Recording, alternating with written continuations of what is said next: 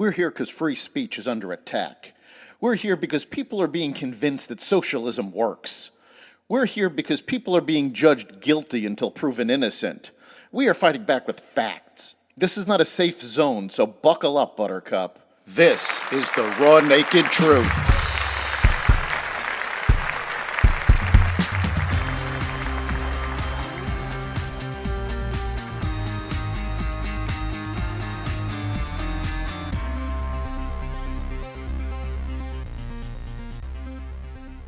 Preparations for an Iranian attack, the EU trying to silence Americans, and more.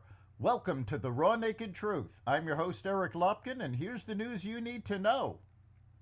Defense Secretary Lloyd Austin ordered the USS Abraham Lincoln and its carrier strike group to speed up its transit to the Middle East as the United States prepares for a possible retaliatory strike by Iran against Israel following an assassination inside Tehran.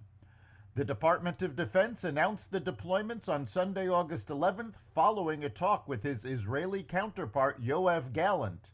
He also ordered the Ohio-class guided missile submarine USS Georgia to the U.S. Central Command area of operations. The carrier strike group was already set to head to the Middle East, but Austin ordered it to accelerate its transit to the Central Command area of responsibility. Meanwhile, Israel put its military on high alert Monday, with an Iranian attack expected any day. "We are in the days of vigilance and readiness," said Gallant. The battalion commander of Minnesota Governor Tim Walz's former Minnesota Army National Guard unit issued a scathing message to Vice President Kamala Harris's running mate amid mounting stolen valor accusations, according to media reports. "I do not regret that Tim Walz retired early from the Minnesota National Guard, did not complete the Sergeant's Major Academy, broke his enlistment contract, or did not successfully complete any assignment as a Sergeant Major. Unwittingly, he got out of the way for better leadership," John Kolb wrote on Facebook, according to the Daily Mail. Kolb served as a lieutenant colonel of the 1st Battalion, 125th Field Artillery, from 2005 to 2007, the Minnesota National Guard shows on its website. Walz served in the same battalion until 2005, when he retired ahead of the battalion deploying to Iraq that same year. The European Commission on Monday warned X-Corp owner Elon Musk and CEO Linda Yaccarino that the company may face penalties and restrictions in Europe if it doesn't address what is said on its social media platform.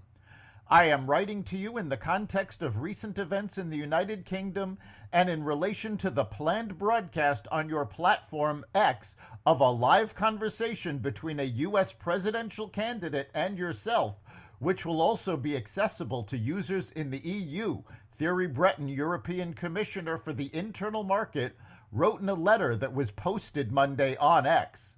Following receipt of that letter, Yaccarino called it an unprecedented attempt to stretch a law intended to apply in Europe to political activities in the U.S.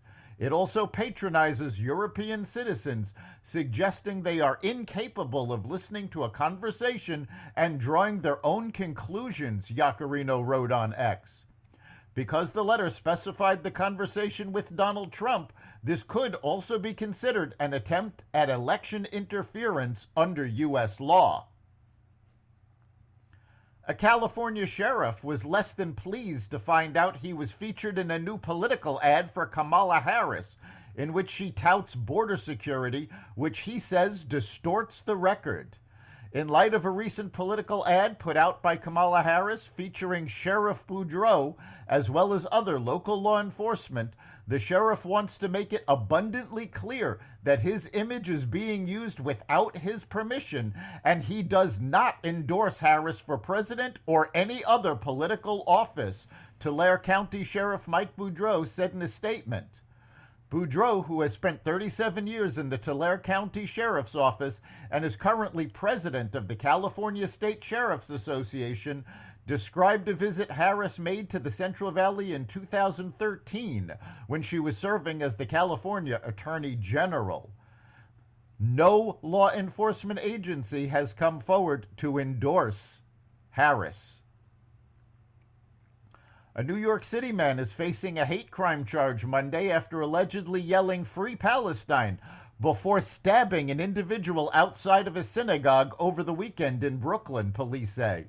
The New York City Police Department told Fox News Digital that the incident involving 22-year-old suspect Vincent Sumter happened around 2 a.m. early Saturday near the Chabad Lubavitch Movement's world headquarters in Brooklyn's Crown Heights neighborhood. Police say a 33-year-old victim was slashed in the torso following a verbal dispute in which the younger suspect said the phrase "Free Palestine." The victim was taken to a local hospital in stable condition, while Sumter was arrested and charged with assault as a hate crime and assault causing serious physical injury. Yaakov Berman, a rabbi and spokesman for the Chabad Lubavitches, confirmed that the victim was Jewish. That's the Raw Naked Truth.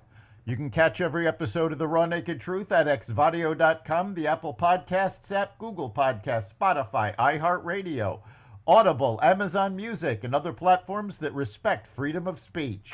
We'll see you next time.